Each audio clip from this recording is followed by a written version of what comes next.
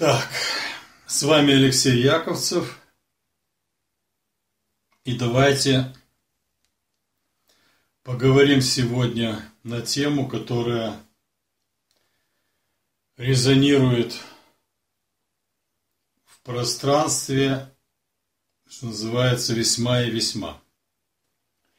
Речь снова пойдет о социальных лифтах, о формировании новой элиты, о принципах управления новой цивилизацией, народами, государствами, обществом. Но мы сегодня на это посмотрим несколько в ином ракурсе. Если привести к общему знаменателю совокупность идей и установок, которые уже звучали в наших последних записях,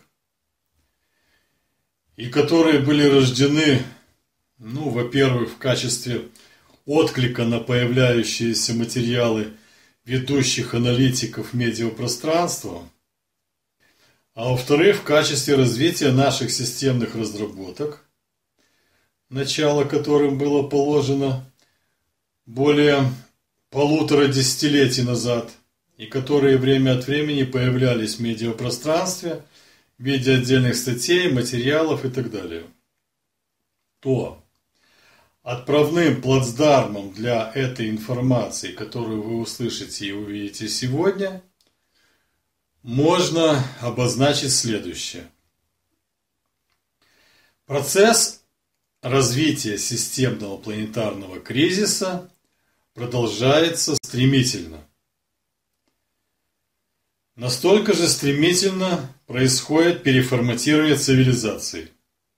Для кого-то это заметно, для кого-то нет, для кого-то это никогда не станет заметным, потому что процессы и их последовательность видны на расстоянии.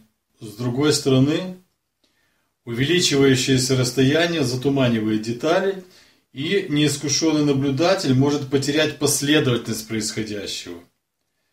Вот здесь имеется парадокс. С одной стороны, в гуще событий не каждый сможет и способен рассмотреть детали, а с другой стороны, на расстоянии от событий детали сами теряются в дымке прошедшего времени. Тем не менее, процессы происходят, и в результате мы окажемся в новой форме или даже в новой цивилизации, если сумеем правильно исполнить свои роли, находясь как раз сегодня в гуще происходящих событий. При этом все четче проступают очертания вариантов, которые открываются для дальнейшего выбора пути. И если брать точку зрения отдельного индивида, то четче определяются условия работы новых социальных лифтов, которые открываются для этих вариантов. Давайте перейдем к конкретике.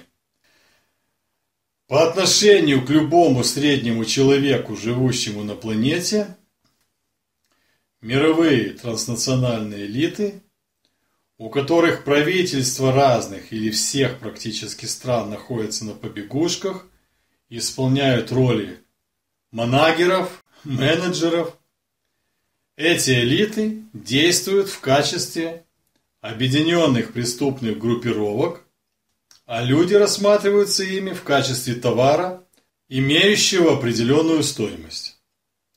При этом для упрощения управления людским стадом применяются методы социальной инженерии, включающие в себя ограничение грамотности населения, внедрение кастовой системы. В нашем случае это уровень бедности и богатства, это элитарность и доступ к благам, и это умышленное поддержание людей в нищете. Дальше методы социальной инженерии – это создание для стада искусственных проблем для отвлечения его внимания, и это психологическое подавление людей, их переформатирование в бесправных слабых духом, в неуверенных в себе и вообще боящихся подать голос. Ну или хотя бы заявить о своей индивидуальности. В целом нужно понимать, что беспомощность населения облегчает процесс сохранения власти. В общем, аккуратный костюм, любезность, умение красиво говорить и человеческое лицо с милой улыбкой, они вводят в заблуждение только тех, кто подвергся воздействию социальной инженерии.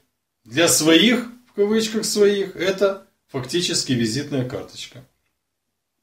Так вот этот процесс, он продолжался и продолжается до сих пор, а продолжался несколько тысяч лет.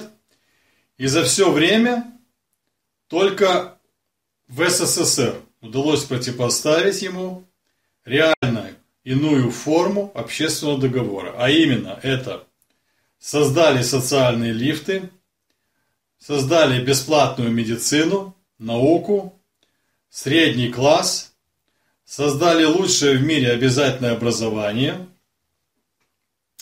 подняли и создали фактически спорт и обязательную культуру, развили искусство, и все это было сделано для поднятия уровня общественного сознания.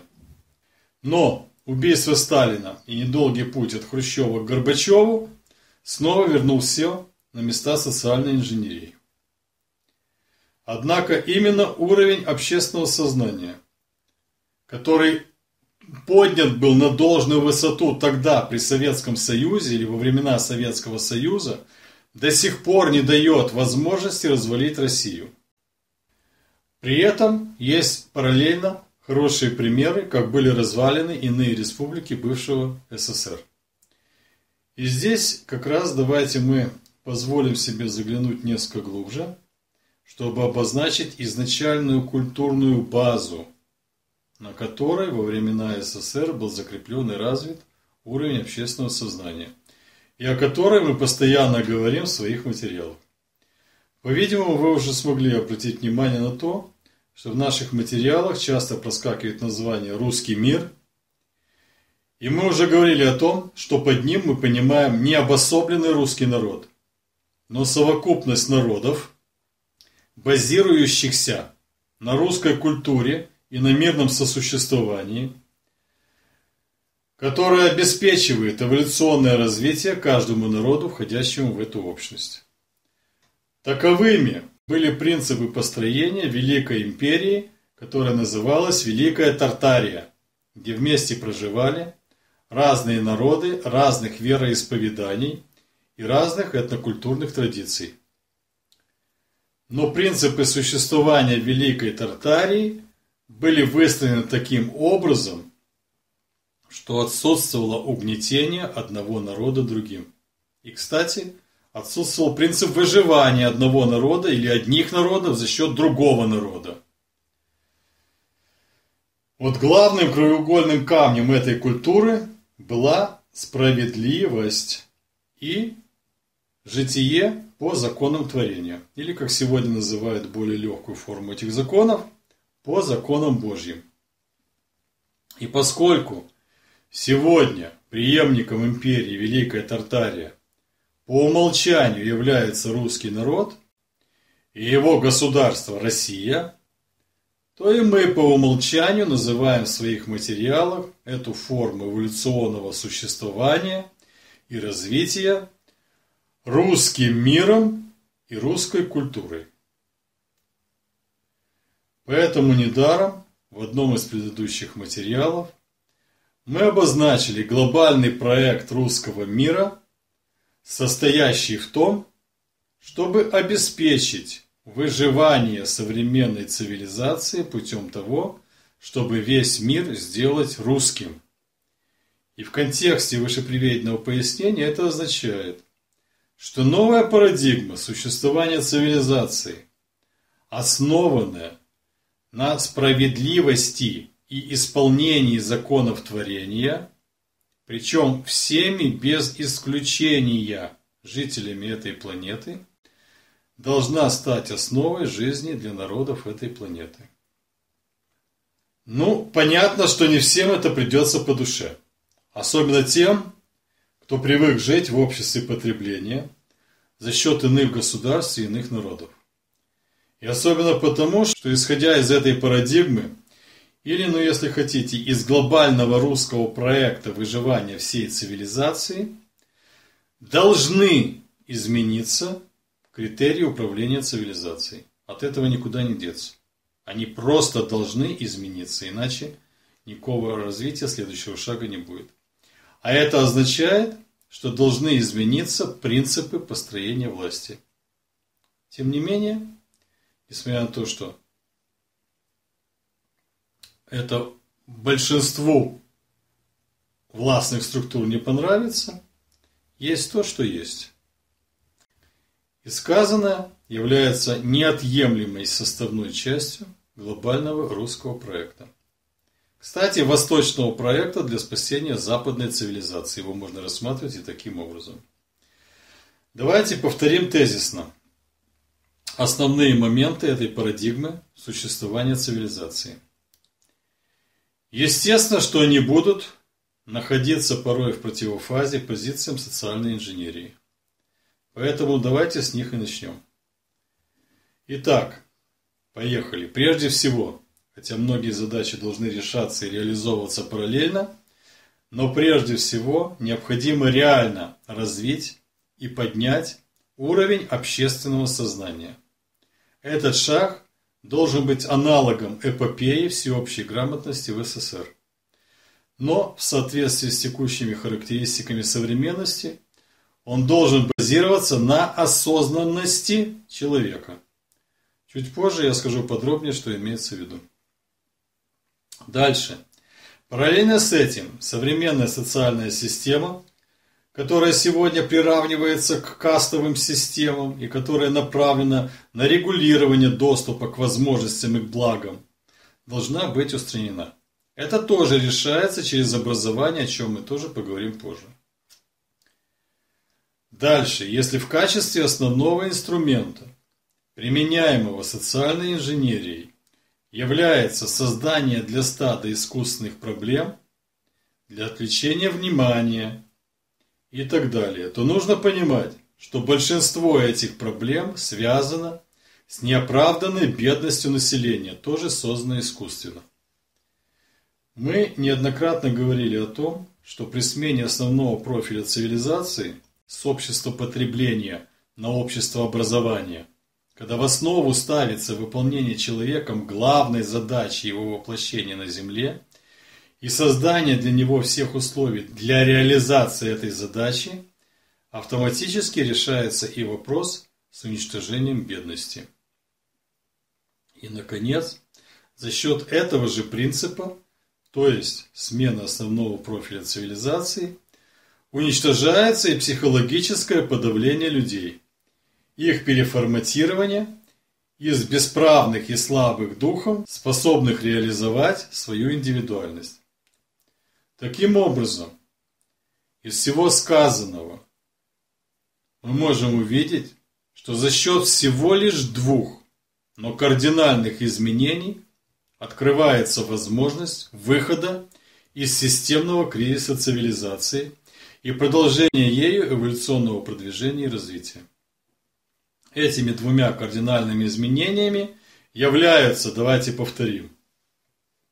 Первое. Системное образование с параллельным поднятием уровня общественного сознания до уровня духовной грамотности. Этот уровень я даю в системе ориентиров, которая принята в образовательной системе школы СОТИС. И второе. Изменение профиля цивилизации с переходом от общества потребления к обществу образования.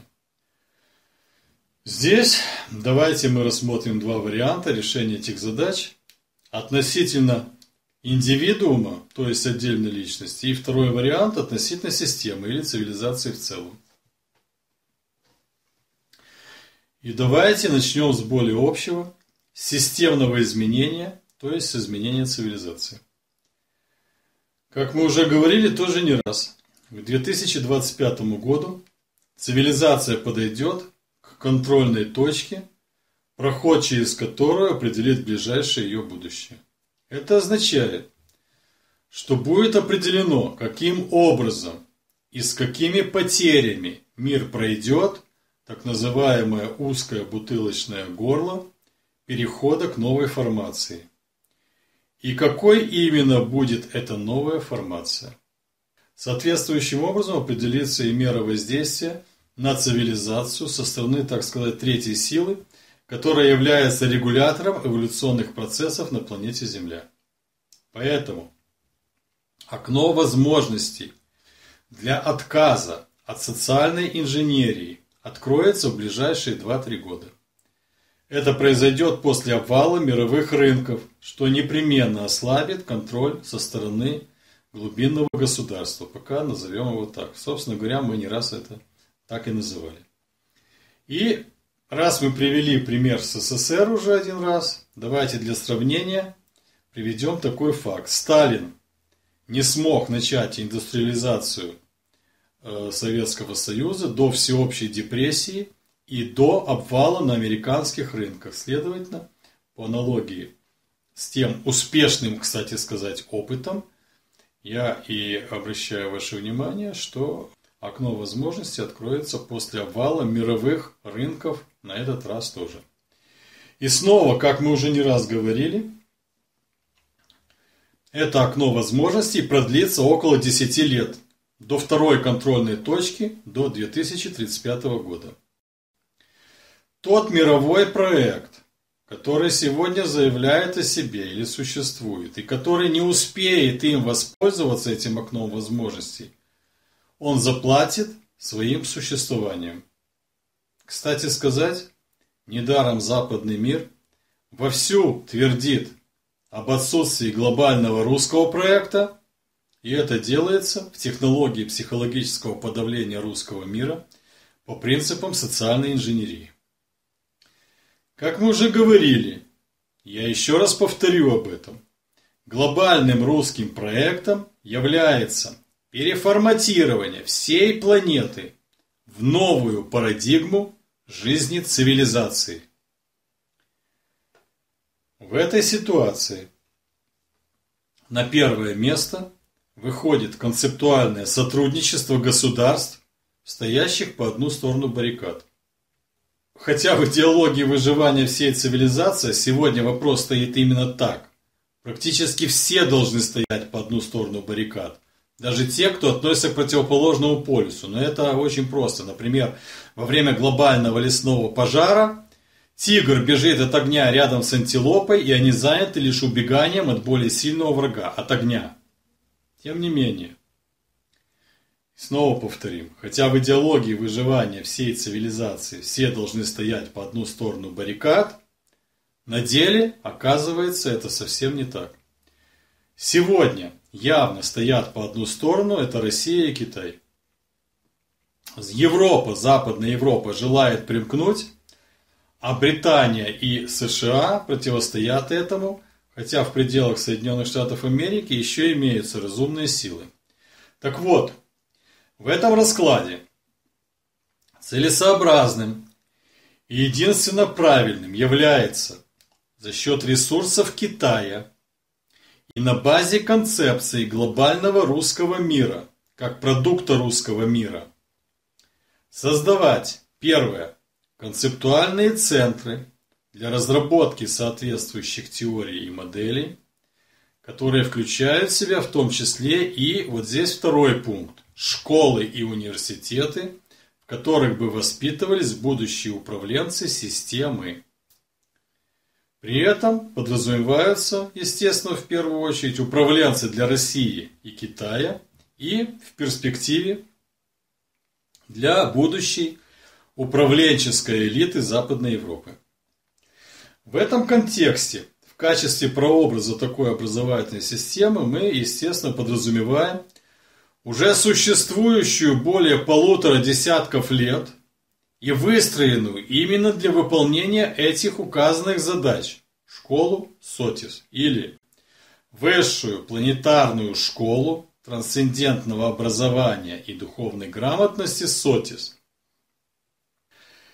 И здесь мы должны вспомнить разработку школы СОТИС 15-летней давности о том, каким образом необходимо формировать новую элиту и новых руководителей.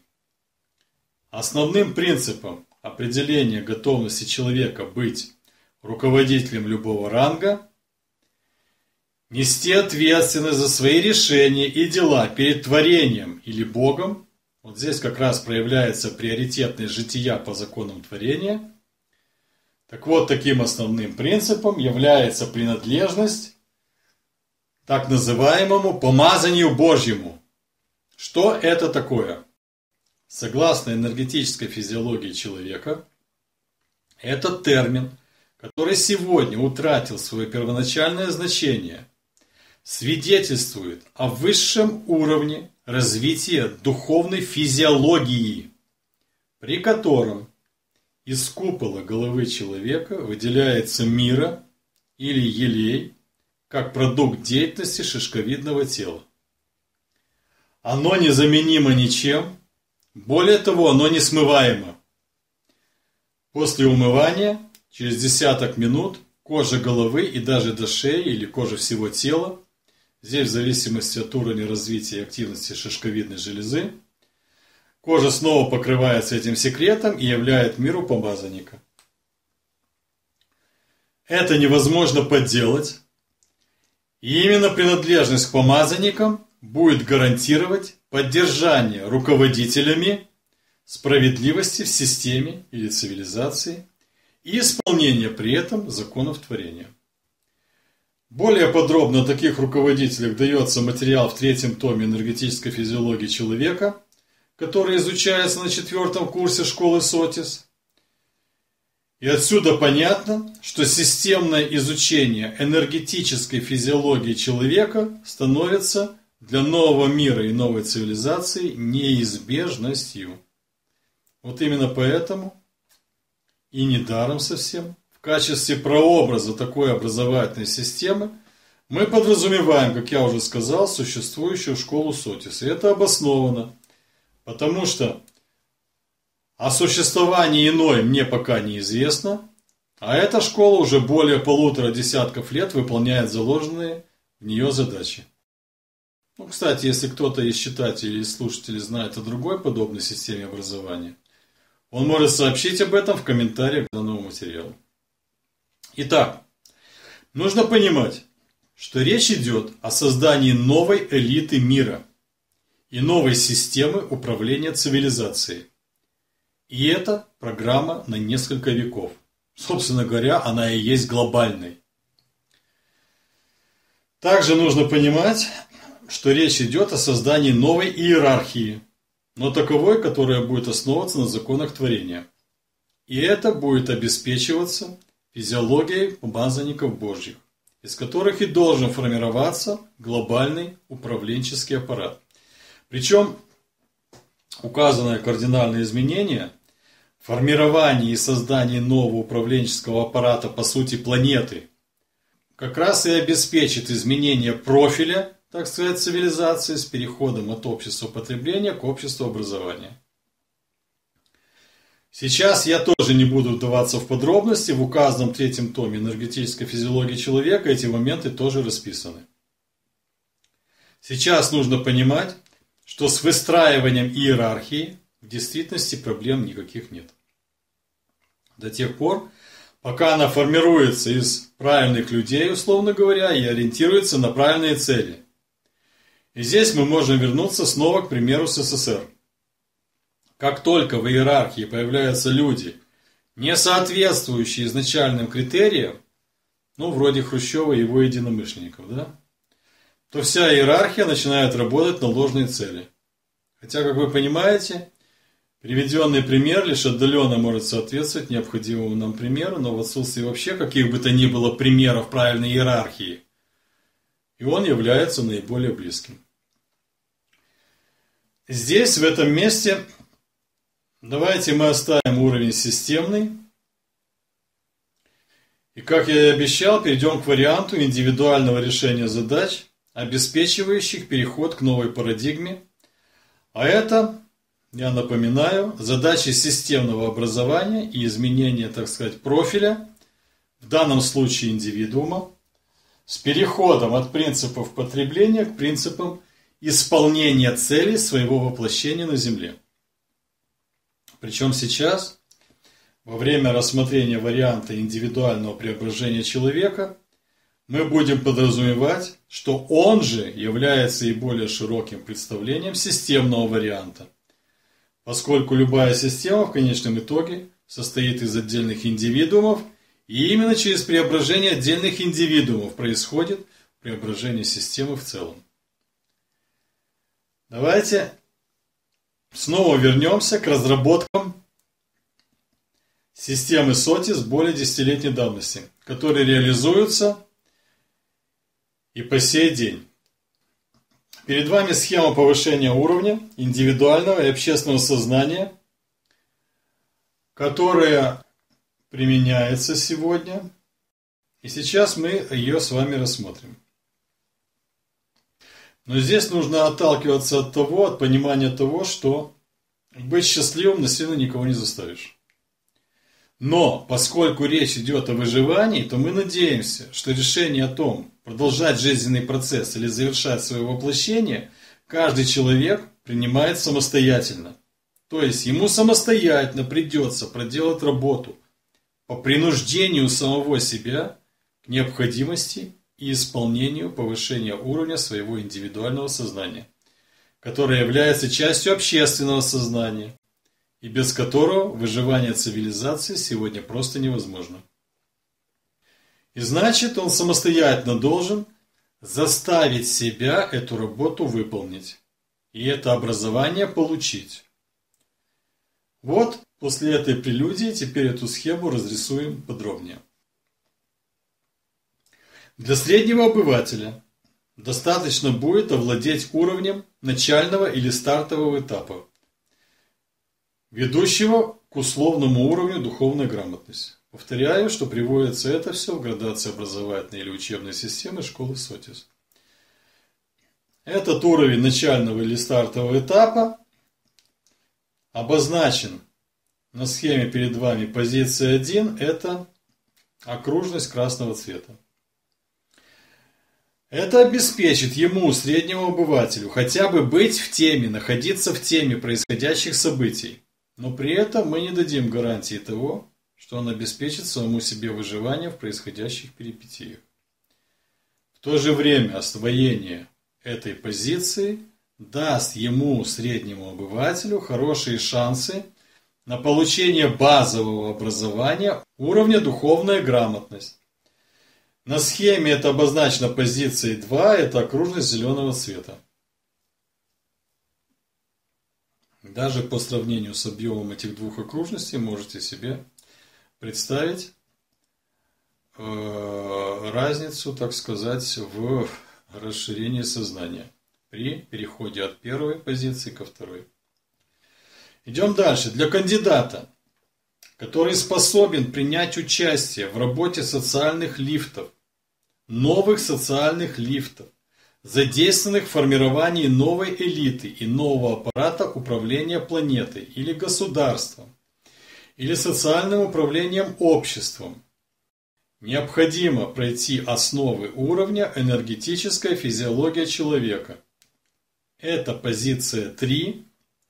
Она показана на этой схеме фиолетовым цветом, и цифра 3 тоже фиолетового цвета.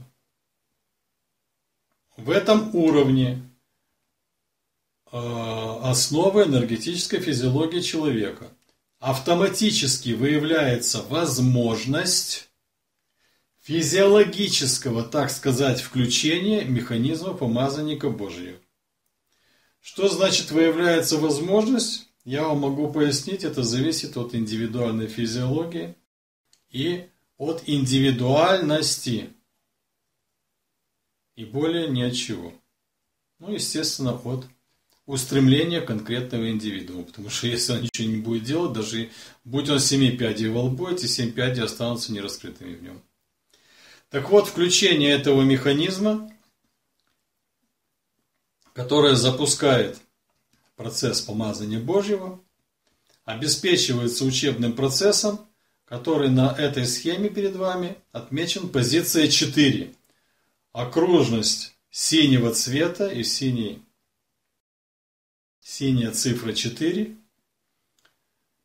ограничивает или очерчивает как раз тот объем знаний, которые необходимо освоить для того, чтобы при готовности физиологии конкретного индивидуума включился механизм помазания Божьего. Ну и высшие уровни развития шишковидного тела достигаются студентами школы Сотис в уровне 5.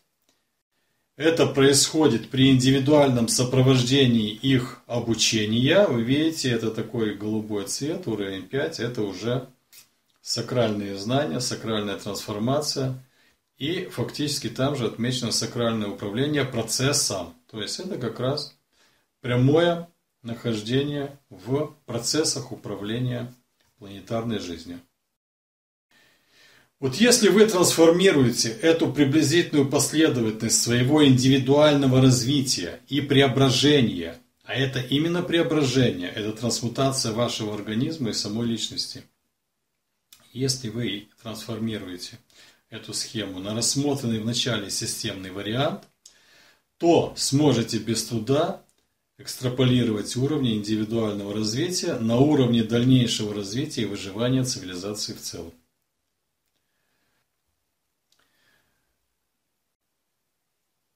Среднему обывателю дополнительно стоит сказать, что все настолько быстро меняется, что уже через 10-15 лет, когда ваши дети закончат школу или вуз, высшее учебное заведение, они будут жить в совершенно другой и совершенно незнакомой стране. Нынешнее образование, которое они получают в современной образовательной системе, не даст им достаточно навыков для жизни. Поэтому вы не должны надеяться на современную школу и дать своим детям полноценное образование, которое должно включать в себя объем от знания языка до знания основ духовной грамотности. Причем язык вы, конечно, можете выбирать самостоятельно, но учтите одно. В зависимости от того, на каком языке будут мыслить и разговаривать ваши дети, таким и будет их мировоззрение. Таким и будет их пределы и ограничители, за рамки которых ваш ребенок уже не переступит по определению. Потому что это определяется мировоззрением. В завершении сегодняшней нашей встречи или сегодняшнего нашего разговора могу для справки вам сказать, что около 10 лет назад один из израильских ученых защитил докторскую диссертацию на тему о том, что знание и применение русского языка позволяет вырастить гениев, и с рекомендацией о том, чтобы изучение русского языка внедрить в израильские школы. А в свое время уже покойный Буш-старший сказал следующее, я цитирую: «Благодаря развалу СССР мы закрыли потребности в математиках, физиках и химиках на 80-90%. Здесь мы ставим многоточие. Все. Больше на эту тему я говорить не буду. И нужно понимать, естественно, что все сказано, это попытка на пальцах буквально и упрощенно представить очень сложные вещи. Ну, собственно говоря, да и времени на детализацию требуется гораздо больше, чем можно описать или представить за такое малое время. Но общая картина, я думаю, показана здесь достаточно четко. Ну, на сегодня все. И по этому поводу я жду ваших комментариев и замечаний. В комментариях к данному материалу.